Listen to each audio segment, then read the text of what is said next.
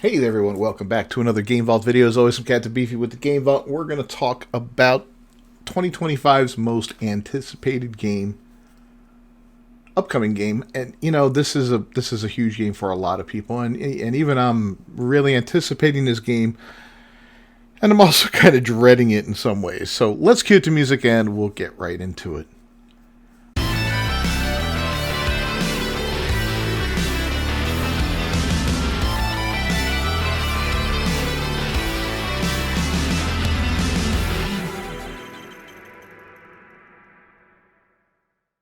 Alright, so anybody knows Grand Theft Auto 5 was kind of a big deal, right?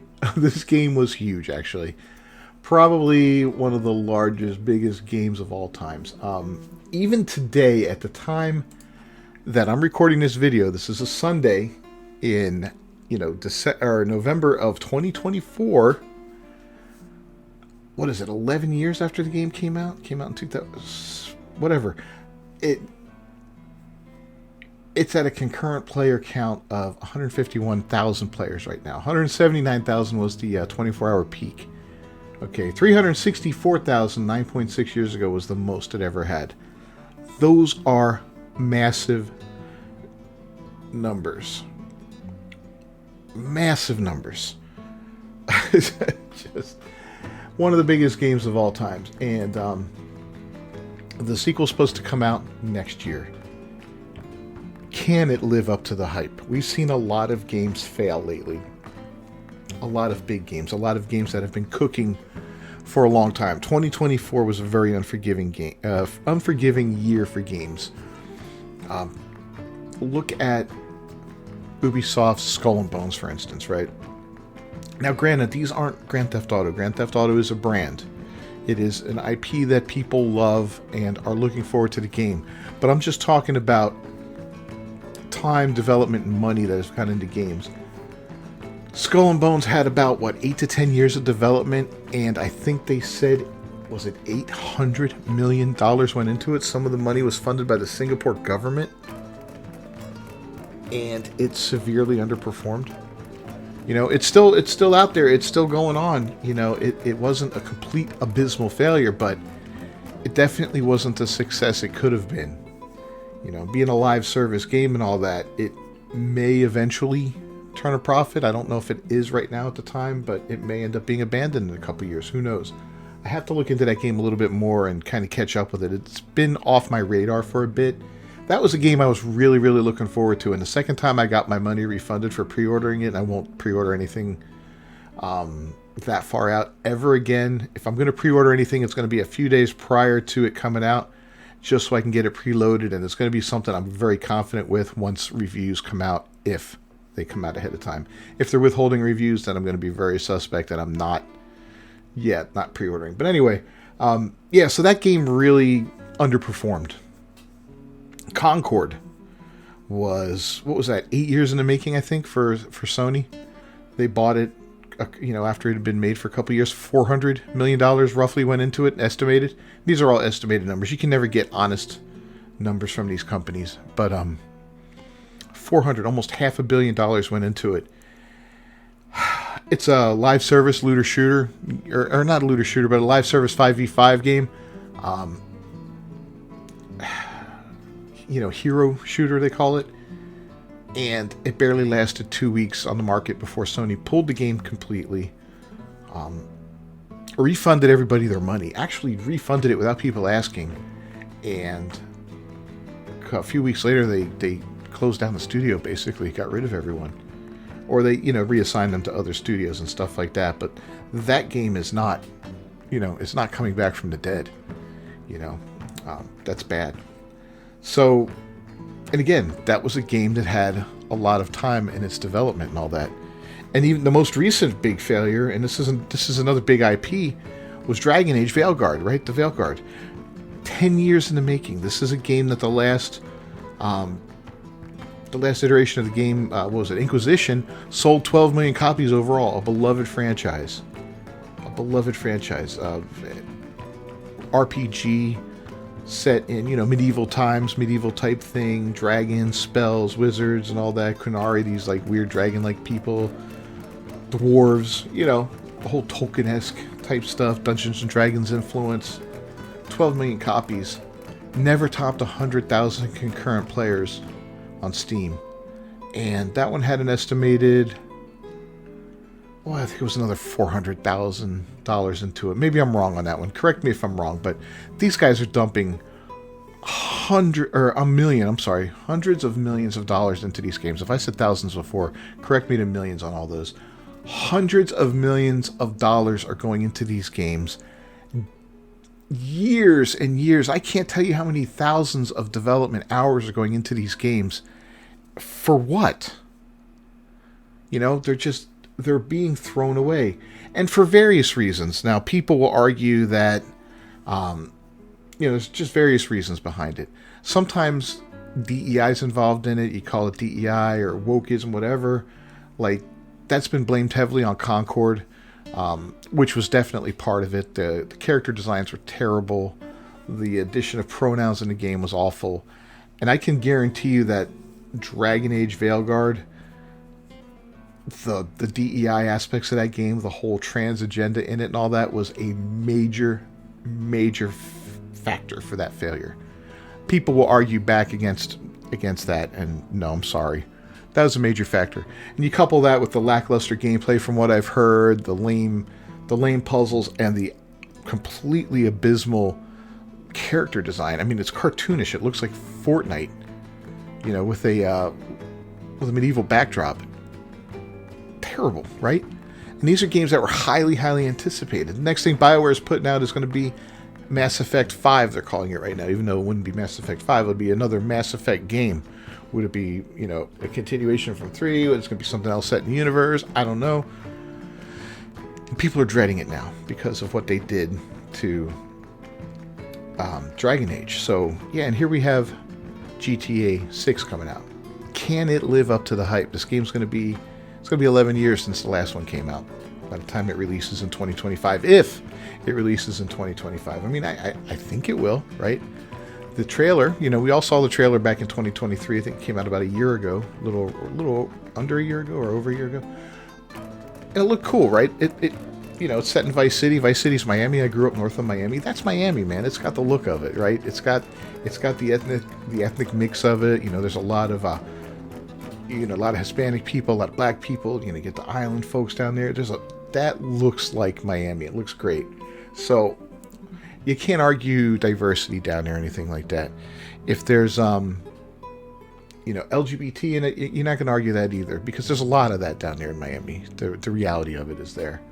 So as far as it being woke and all that, that if it's done right, it can be a natural part of the game. I'm not really concerned about that part of it. I just, I want it to be a good game. I don't want it to be, stupid. We've heard that they're going to tone back on the humor and certain things, because it was always kind of edgy, the game. And that was part of the charm of GTA. And there's no reason to do that. Keep the game pure to itself. The modern audience, you don't need to adjust to the modern audience. The modern audience doesn't really exist, and we've seen that with failure after failure on other games. If the modern audience existed, these games that we talked about would have been a success. Well, maybe not Skull and Bones, that doesn't really apply to that, but games like Concord and Veilguard would have been a success. Games like Suicide Squad Kill the Justice League would have been a success. Unknown 9 Awakening, the list goes on and on of these failed games from 2024 that just were abysmal, didn't sell, and they catered to that small audience. So if GTA does that, they're going to lose. They're going to lose sales. Now, are they going to fail? No, they're not going to fail. Of course not. This game is too highly anticipated. There's too many casual gamers out there that are going to buy it no matter what. And that's a fact. I will not predict this game to fail whatsoever. But will it ever achieve what it could if it avoids that, And that may not be a thing. And just living up to the hype itself is going to be hard on its own, right? When something is hyped for so long and it's hyped for so hard, it's hard to live up to that hype. everything else put aside, it is hard to live up to that hype. So we're going to have to see what happens here when this game comes out. And we'll put aside everything else. Will it deliver? You know, and let me know what your thoughts are down below if this game can deliver or not. But we got a little story here, and I'll read it to you. This is from GameSpot, and I'll link to it down below. But it's GTA 6 developer teases some mind-blowing things. The open-world action game is coming to PS5 and Xbox Series X and S in 2025 with a huge amount of hype behind it. Rockstar's Grand Theft Auto 6 took home the Most Wanted Game Award at the Golden Joysticks this week. In an acceptance speech, the developer teased absolutely mind-blowing things to come from the game. There's an incredible amount of people doing amazing things on Grand Theft Auto 6. Absolutely mind-blowing things, so it's a real honor to be able to come up here and accept this award on everyone's behalf, the developer said. And this is via Rockstar Intel. So, teaser, I mean, that's a huge teaser right there. What are these mind-blowing things? A lot of people are mad that the protagonist is female and, and a POC. And whatever, we're in Miami for one thing, so the POC thing, not a big deal in Miami. A Hispanic, I mean, you go down there, if in parts of Miami, if you don't speak Spanish, you're not communicating with anybody in that area. I've been down there, I learned Spanish growing up in South Florida on my own because I grew up with Cubans, Puerto Ricans, and Mexicans, lots and lots of those guys. And I learned some nuances, and Dominicans too, some South Americans, I learned some nuances too between the different ways that the language was spoken. And I can actually tell where somebody's from a lot of times just by the way they speak Spanish, just by, the way the words flow and all that. So, I'm just a stupido gringo, but I can understand it, and I can usually tell these things. And plus, other things. There's other factors. But anyway, GTA 6 winning the award for most anticipated upcoming game is no surprise at all, given the incredible amount of hype surrounding the game, which is set for release in fall of 2025. We got a long way to go. We got almost a year. GTA 6 is also nominated for the most anticipated award at December's The Game Awards. The Golden Joysticks overall Game of the Year award, called the Ultimate Game of the Year, was given to Game Science's Black Myth Wukong, while Team Asobi won Studio of the Year for Astro Bot. GTA 6 is set in Vice City, which is a stand-in for Miami, Florida. Its first trailer was released in early December 2023, and to date, Rockstar Games has not released any additional footage or official details about the game. GTA 6 has enormous shoes to fill as GTA 5, which was originally released in 2013, so it's going to be 12 years, has sold an astonishing 205 million copies. Its GTA Online mode, meanwhile, earns money from its microtransactions, which have proven to be lucrative. It remains to be seen what could happen to GTA Online when GTA 6 releases, but keep checking back with GameSpot for the latest. So, yeah, GTA Online, what is going to happen with that? Is GTA 6 going to... I don't know, man. Is that going to take that over? Is that going to... It's going to be weird, man. You're going to be able to fold it into it somehow? Is it going to be an offshoot of it? It's going to be interesting to see how they handle this. This is going to be a completely different game. I don't know, man, but... And to be honest, I wasn't a big fan of GTA 5 when it first came out. That game didn't really capture me so much. And I know I'm one of, 5 gaming fans that wasn't. I realized it was, one of the biggest games biggest open world games, I think, for the PlayStation 4 at the time. It had been ported over from the 3, if I remember correctly, and then upgraded for the 4, and then it was upgraded, I think, for the 4 Pro and all that. Anyway, it just didn't capture me. The story didn't capture me, the characters and all that. I was doing other things, and it just didn't, it just wasn't there for me. And I wasn't really into the online gaming with other people for multiplayer, so I never got into the online aspect. I think I would have enjoyed it more as GTA Online than the actual game itself. So, I don't know. We'll have to see what's going on. But I'm looking forward to this one. With our crew that we play Ark with, we're all looking forward to this because I think we could have a lot of fun. We've got an interesting crew with a lot of personality to it. And I think we could go out there and have some fun wrecking things and busting people's asses and just having fun online with it and all that. So it's something that we're really looking forward to.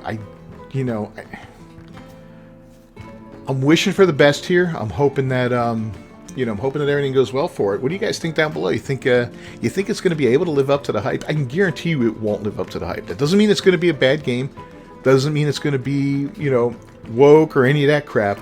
You know, it just means that the hype has hit astronomical levels, and you can rarely ever hit that hype when it goes that high, you know. And that's just a fact. I'm sorry, man. You know, but as long as it's a good, solid game and it's fun, that's all we want, man. So hopefully that's what they deliver to us. Anyway, let me know your thoughts down below in the comments. Don't forget to subscribe to the channel and to ring that bell for notifications. I will see you guys next time. Until then, peace.